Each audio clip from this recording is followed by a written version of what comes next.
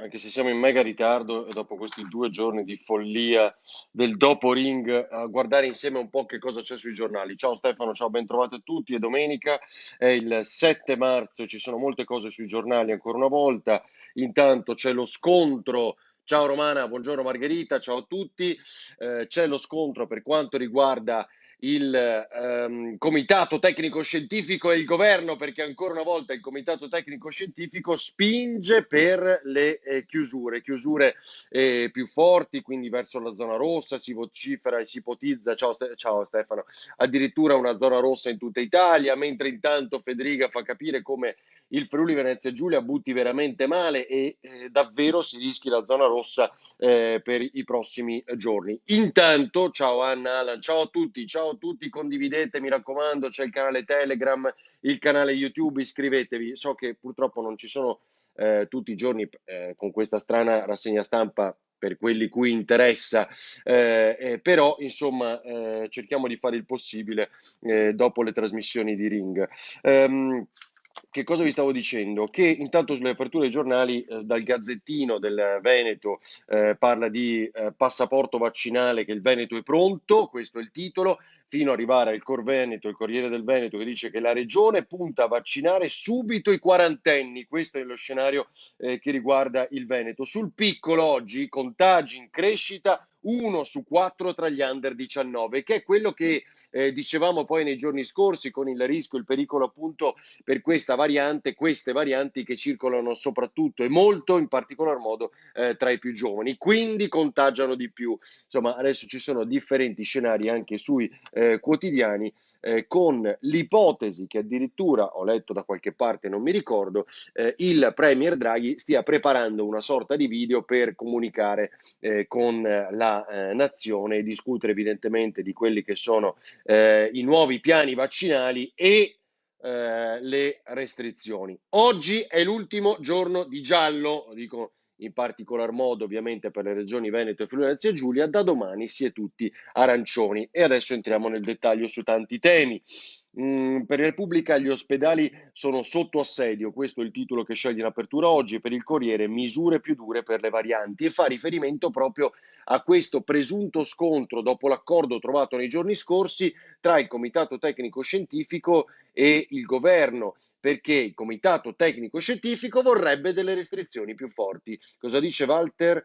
Certo che tutti quelli che ti ascoltano sono una massa di creduloni al vaccino, il tuo TG è uguale identico a quello dei giornali. Cioè, tu fai il professorino, poverino Walter, come si chiama? Walter, che ti ascoltano sono tutti i tuoi scolaretti. Ma io immagino e penso e spero che a Walter possiate dire voi quello che pensate, perché io non faccio né il professorino, tantomeno i TG sono uguali a tutti gli altri, visto che abbiamo parlato sempre molto di tante altre cose ben prima di altri. Qui in Italia chiudono, altre nazioni europee lasciamoli liberi. E pensa, e lo raccontiamo a Walter, che ci sono più indagini proprio tra l'altro dei servizi segreti che raccontano di alcuni grilli parlanti che lavorano sui social appositamente per destabilizzare. Ma però l'amico Walter dica quello che vuole, perché è assolutamente titolato e qui è ospitato come tutti gli altri. Allora, andiamo alle cose serie che non sono Walter. Il Veneto e il Friuli Venezia Giulia, come sapete, sono arancioni, ma per quanto riguarda Federica, oggi dice il presidente, su alcuni giornali lo riporta il Gazzettino, che bisogna prepararsi a fermare tutto.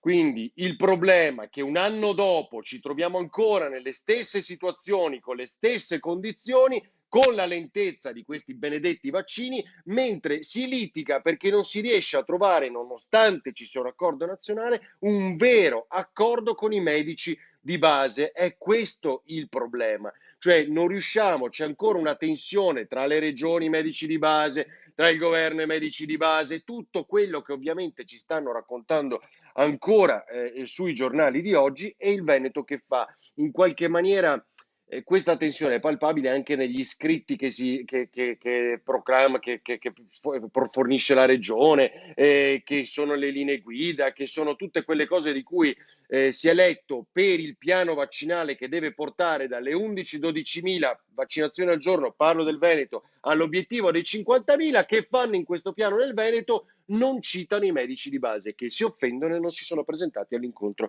dell'altro giorno. Per di più il Veneto che fa? Ci mette il carico e dice: e recluta i medici specializzandi.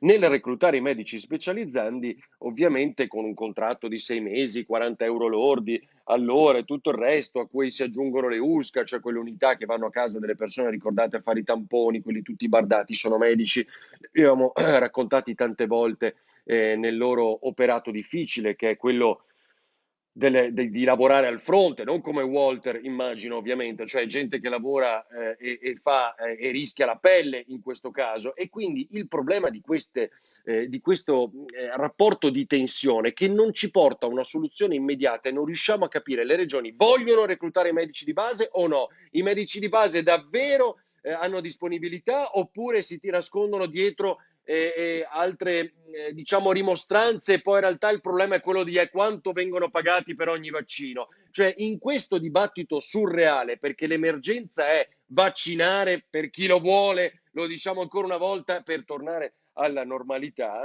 il problema è che non capiamo su cosa stiano litigando. Veramente, io non riesco più a capirlo. Di questo passo andrò ad abitare in Svezia. C'è, Andrew, uno studio oggi di alcuni americani e non ricordo su quale quotidiano è riportato, che è meglio a questo punto, torniamo all'immunità di gregge, lo dicono gli americani, essere con un RT sopra il 6, sopra il 6, quindi non quello di adesso, 1, 1,5, 1,25 il Veneto, e quindi siccome i criteri sono stati ristretti non si va più in zona rossa con l'1,50 ma con l'1,25, allora rischia la zona rossa un po' chiunque, il Friuli Venezia Giulia l'abbiamo detto, insomma gli americani, questo studio americano che dice che sarebbe meglio ci fosse un RT di 6, quindi una circolazione molto alta del virus per raggiungere l'immunità di gregge più rapidamente, altrimenti la si raggiunge in 10 anni. Noi vogliamo fare questa vita per 10 anni? Noi vogliamo stare appesi ai vaccini, alle chiusure, i ristoranti che tornano a chiudere domani, i bar che tornano a chiudere domani, i teatri che non riapriranno magari manco il 27 e tutto quello, le palestre, le piscine, tutto quello che sta succedendo per anni e anni, quando tra poco alla fin fine festeggeremo i 2 anni a sto punto. Cosa dice Tullio? È una questione politica. I sindacati rossi, come al solito, fanno politica sulla nostra pelle. Fuori tutti e basta, dice Violana. Allora, andiamo agli altri dati. Il Veneto è pronto, dicono appunto, con questo pass vaccinale. Sarà usato tra l'altro il magazzino del 30%. Quante volte abbiamo detto perché continuano a tenere questo magazzino? Ce l'ha spiegato l'altra sera Federica in questa intervista. In realtà è una richiesta precisa da Roma, quindi dovete tenere il magazzino del 30%. C'è chi se ne frega, ecco perché le differenze tra il 96% magari cos'è, di vaccinazioni, 90, oltre il 90% di Val d'Aosta, Trentino, Bolzano e via dicendo, il 75% della Campania e il 65% del Veneto, quindi 65% di dosi somministrate rispetto a quelle consegnate alla regione. Bene, questa differenza sta anche nell'intenzione di fare magazzino e adesso si andrà invece a ridurre e a sfruttare tutte le dosi possibili arrivate sul territorio ed è, testuale parole del generale Figliuolo alle regioni, fate fuoco alle polveri, concetto è utilizzare tutte le dosi, soprattutto AstraZeneca. In Veneto solo il 3% è vaccinato su 4,2 milioni di over 16, sono 126.163 persone che hanno ricevuto la prima e la seconda dose. Questo è il problema. E sul fronte dei rischi, come abbiamo già detto, perché è stato abbassato e ristretto il termine dei criteri per passare in zona peggiore, ne parlammo alcune settimane fa, e ci sono alcune aree in Friuli Venezia Giulia, abbiamo detto Udine in particolar modo che sta quasi a 400 casi per 100.000 abitanti, ma in Veneto si sono raggiunti i 900 casi per 100.000 abitanti nella seconda ondata, quella di novembre e dicembre. Quindi abbiamo avuto condizioni peggiori, questo è bene ricordarlo, perché adesso abbiamo ristretto un pochino le regole. Sì, ma purtroppo questo stile di vita è voluto da personaggi che non sapremo chi sono, faranno di tutto per fare questo stile di vita che duri per tempo, dice Franca.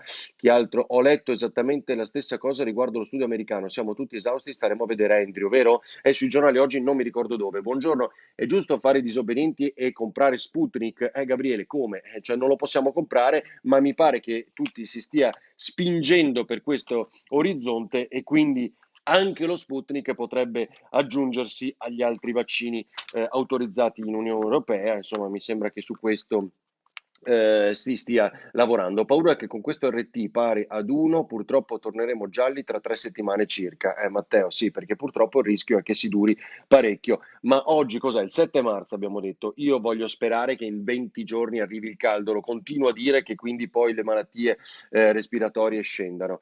I tamponi diagnostici, come farete? Aumentano? Sì, ho visto quella sentenza, abbiamo detto 1000 volte, a differenza di quello che sostiene Walter. Dunque, il PD per quanto riguarda la Lega, poi arriviamo al PD e il colpo di grazia delle sardine, fantastico ieri. Ciao Antonella, buona domenica. Oggi sul Gazzettino Angela Federiva intervista, come si chiama, il commissario del Veneto Alberto Stefani, ma dice le stesse identiche cose che ha detto una settimana fa a Ring, nulla di nuovo. Cioè addirittura il codice etico che aveva detto appunto quella sera a Ring, perché ci vuole il... Beh, Federico, questo commento è fantastico. Scusate, lo vedete? Zitti e buoni vince come canzone italiana. Cioè, Federico, tu dici che in qualche maniera è legata un po' alla situazione che stiamo vivendo. Ho capito cosa intendi dire, almeno penso. Vince Sanremo zitti e buoni come gli italiani in questo momento. Allora, la Liga quindi pensa a questo codice etico dopo il caso Fregolente, la senatrice che prende un bonus di 240 euro per l'asilo nido della figlia, e insomma è abbastanza ridicolo come caso evidentemente, così come le contestazioni da parte di altri leghisti, in particolar modo l'europarlamentare D'Arè, perché la Lega non ha nessun sottosegretario, ha solo un ministro senza portafoglio in Veneto come rappresentante del Veneto. Esatto caso del Partito Democratico, non ha neanche il ministro, non ha nessun rappresentante del Partito Democratico del Veneto. Quindi dice Stefani della Lega, tutti zitti, dei nostri casi parliamo a porte chiuse, tutti zitti, faremo un codice etico anche su questi aspetti, robe già dette a Ring una settimana fa, ma il caso del Partito Democratico è fantastico, avremo col caldo un po' di tregua, poi solita mascherina a distanza, eccetera, eccetera, finita vita sociale, solo proibizioni. Franca, io mi auguro che si torni alla normalità perché sennò veramente esplodiamo tutti quanti, cioè se non vaccinano seriamente le persone, pensano ad ogni luogo adesso, niente più primule, questo l'abbiamo detto, qualsiasi luogo possibile, immaginabile, pur di vaccinare, stanno convertendo 13 centri tamponi anche in vaccinazione, drive-in, insomma l'obiettivo è 700.000 vaccinazioni al giorno, l'abbiamo detto. Il PD, il caso PD è davvero interessante. Perché il Partito Democratico del Veneto, che al pari della Lega con rammarico, ciao Riccardo, con rammarico aveva rilevato, prima ha fatto un appello a Draghi e soprattutto a Zingaretti perché ci fosse un rappresentante del Veneto in questo governo, poi in realtà questo rappresentante non c'è, quindi il PD Veneto se la prende con rammarico, assorbe questa notizia, mettiamola così, dell'assenza totale del Veneto, Partito Democratico Veneto, al governo, e oggi difende Zingaretti. Cioè, io veramente la trovo incredibile questa linea. Quindi te la prendi dicendo, attenzione, ci sia un rappresentante del Veneto, del Partito Democratico del Veneto nel governo. Questo rappresentante non c'è. Vi arrabbiate, se ne va Zingaretti perché si parla solo di poltrone del PD e poi dite no, Zingaretti deve restare. Cioè è veramente una parola per cui non si sa dove stia andando questo Partito Democratico del Veneto. Almeno avete visto la Lega, nel momento in cui uno alza il ditino gli tagliano la testa, e quello è un partito nel quale non si può assolutamente come avete visto, dire né A né B sui giornali, perché altrimenti si rischia, l'ha detto molto chiaramente il commissario Stefani a Ringa la settimana scorsa, no? Si rischia, però i panni sporchi si lavano in casa, nel Partito Democratico parlano tutti, si dice tutto, il contrario di tutto, il problema sono le famose correnti, alla fin fine siamo arrivati lì, cioè di correnti si è sempre parlato, e il famoso Orlando è meraviglioso, il caso Orlando tra poco ve lo racconto, il famoso Orlando che ambisce a fare il segretario dopo Zingaretti, segretario vero, non il commissario, definiamo in questo periodo, il reggente, rischia di dover fare il reggente, quindi poi vanifica, secondo le ricostruzioni dei giornali, il suo futuro da segretario vero. Ieri però sono arrivate le sardine, quindi Mattia Santori davanti al Nazareno con 20 dei suoi altre sardine, e cosa fanno? Alla fin fine danno il colpo di grazia al Partito Democratico, cioè con l'obiettivo di andare lì e diciamo, rinverdire la Piazza Grande insieme a Zingaretti che aveva dato la svolta e anche la possibilità di arrivare alla segreteria di Zingaretti e avere una grande visibilità, e le piazze di Bologna, le 6.000 sardine, tutto quello che volete voi, del mitico Mattia Santori. alla fin fine se ne escono delusi. Cioè gli stessi ragazzi arrivati da Bologna, che sono le sardine, con cui hanno aperto per settimane i giornali, poi sono spariti, che non hanno forse nessuna credibilità politica e tutto il resto, sono rimasti delusi dal Partito Democratico. Lo dice una collega di Santori, non mi ricorderò mai il nome. Cosa dice? Cosa dice? Eccolo qua. Siamo entrati sardine, siamo usciti come salmoni dall'incontro con il Partito Democratico, perché sono arrivati lì con le tende, volevano occupare la sede del PD, ma insomma tutte queste cose molto scenografiche utili in questo momento per il paese e anche la resurrezione del PD. Entrati come sardine, siamo usciti come salmoni, lo dicono loro, le sardine di se stessi, il PD ormai è un arcipelago di correnti. Benvenuti nel mondo reale, amici delle sardine. Ve ne rendete conto solo adesso? Cioè è da tempo che se ne discute ed è il problema del Partito Democratico. Alla fin fine, ovviamente, anche loro rimangono delusi. Che fa il PD? E se dovesse tornare Renzi? Questo ce lo diciamo, anche se è uno degli scenari da fantapolitica, ma la mossa del cavallo ci ha abituato ormai a ogni scenario possibile. Intanto Grillo dice faccio io il segretario elevato del PD, come disse al 2009, cercando di candidarsi mi pare il circolo di Arzachena in Sardegna per fare poi il segretario del PD, ma glielo vietò il PD, insomma, oggi si candida a fare il segretario elevato e ancora con questa ironia evidentemente però spinge o sottende a un progetto che resta sempre quello di PD, Movimento 5 Stelle, Leu, quindi come forza riformista di sinistra, centro-sinistra, guidata, sperano evidentemente dal Movimento 5 Stelle ancora da Conte. Il caso del recovery è fantastico, ve lo racconto in un secondo. Cosa succede? Cosa scoprono alcuni giornali? Mi pare finisce online, che c'è una consulenza a McKinsey. Cioè il governo Draghi, ma in realtà sono Mario Draghi e il ministro dell'economia Daniele Franco, che decidono di dare una consulenza a McKinsey, quindi il colosso americano delle strategie, delle consulenze strategiche aziendali, e fondamentalmente per capire ma che stanno facendo gli altri stati sul recovery. Andiamo a guardare un po' McKinsey, ce lo guardate voi? 25.000 euro, 25.000 euro e tutti si arrabbiano. Ieri una marea di dichiarazioni sullo scandalo della consulenza, il migliore è Provenzano. È il governo dei migliori, allora mettiamo i migliori, magari i giovani, ma non consulenti esterni. Quindi per quello che era il ministro del Sud Provenzano, noi dobbiamo mettere il governo dei migliori, deve mettere i migliori, magari dei giovani, che già per essere giovani evidentemente sono i migliori, secondo Provenzano, con questo sillogismo folle. Io penso che a McKinsey, se serve per fare un recovery che poi ci porta a miliardi veri e in decisioni strategiche vere, che hanno effetto vero, come dice Giovannini, ministro delle infrastrutture, oggi sul Gazzettino, mi pare, non mi ricordo dove, sul paese, quindi effetti veri, per me a McKinsey posso dare pure 2 milioni di euro di consulenza, se serve a costruire un piano serio che oggettivamente in tempi rapidi, rapidissimi, deve essere riscritto da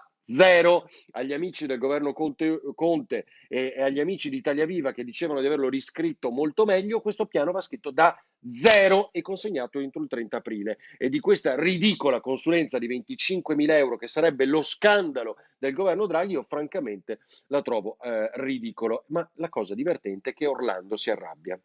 Orlando, che è il vice del PD, mi pare, ma soprattutto quello che ambisce a fare il segretario del Partito Democratico, dice: io sono il rappresentante del PD in questo governo, perché nessuno ci ha detto niente.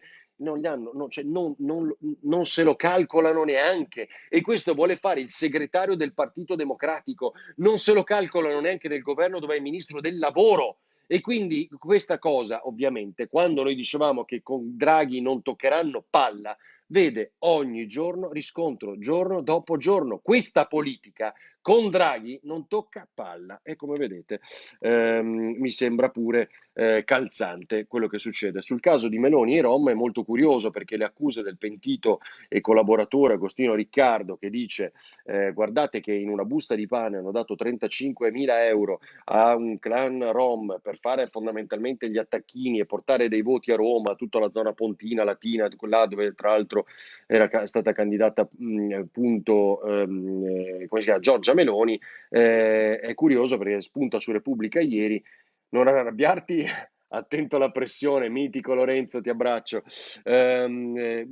Questa replica ovviamente Giorgia Meloni, che non è stata neanche, dice lei, interpellata da Repubblica ieri, che è uscita con questa bomba, e dice: ma come mai l'unico partito di opposizione viene bersagliato da questa che è solo fango, da questo che è solo fango, dice Giorgia Meloni, e ribadisce è una frode elettorale, e la stessa che ha subito, mosso, diciamo, ha subito Aung San Suu Kyi in Birmania. I regimi fanno così, dice Giorgia Meloni, lasciandoci intendere un po' come si viva in un regime, si rischi veramente grosso. Questa cosa è veramente incredibile, questa inchiesta. Vedo mai qualcuno di più distante, diciamo, dalle comunità rom, dai clan rom, se non Meloni, ma lì sottende a quella difficile gestione della politica romana, e proprio romanocentrica, nel senso di municipi romani, che ovviamente vede delle attinenze, almeno secondo in questa inchiesta, che è bene che vada però fino in fondo,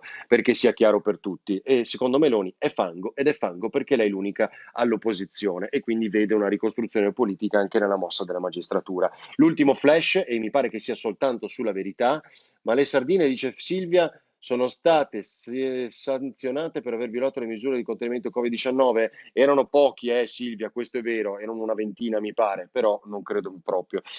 Lo dice solo Carlo Pelanda, il professor Pelanda, sulla Verità di oggi, che continua a parlare di cinesi con grande preoccupazione, e dice il caso Iveco. Ma siamo sicuri che il nostro paese, il Can, Exor, eccetera, debbano vendere Iveco ai cinesi?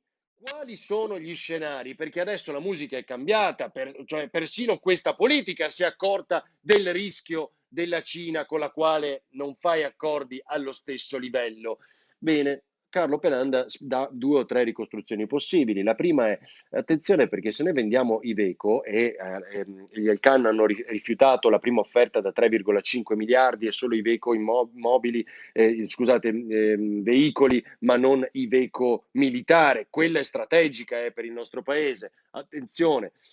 Cosa c'è dietro a tutto questo? Perché c'è anche l'accordo europeo, che dovremmo discutere, se siamo davvero convinti che vada bene quell'accordo, per il quale abbiamo ancora un saldo positivo in Europa, cioè entrano più soldi rispetto a quelli che escono verso la Cina negli accordi commerciali. Ma attenzione, perché se vendiamo Iveco ai cinesi, l'obiettivo è che Iveco sia smembrata, dice Pelanda, e aspetto primo, forse serve a Stellantis, cioè la nuova Fiat Peugeot, perché questo aspetto, questo rapporto con i cinesi, prendendosi Iveco, farebbe uscire l'azionista cinese da Stellantis, che è cosa che vorrebbe il Can, che vorrebbero evidentemente gli amici francesi. Quindi vendiamo Iveco perché escano dalla nuova Stellantis. È un po' complessa, ma è una delle ricostruzioni. Ma l'altra è quella che più mi preoccupa: se vendiamo veramente Iveco ai cinesi, resta smembrato e forse indebolito Iveco militari, cioè i veicoli militari, che sono un vero fiore all'occhiello nel mondo prodotto da noi italiani. Bene, e sapete perché? Secondo la ricostruzione di Carlo Pelanda, perché il rischio è che invece siano poi i franco-tedeschi a venire a prendersi la smembrata Iveco militare, perché vogliono i franco-tedeschi avere l'esclusiva della produzione dei veicoli militari, della logistica militare in Europa, e questo sarebbe un bel problema. Era molto complesso, spero di averlo spiegato bene. Se l'ho capito io, lo possono capire tutti. Un abbraccio, ci vediamo domani. Torniamo a Ring su Antena 3 domani sera alle 21:15. Buona domenica a tutti, ciao!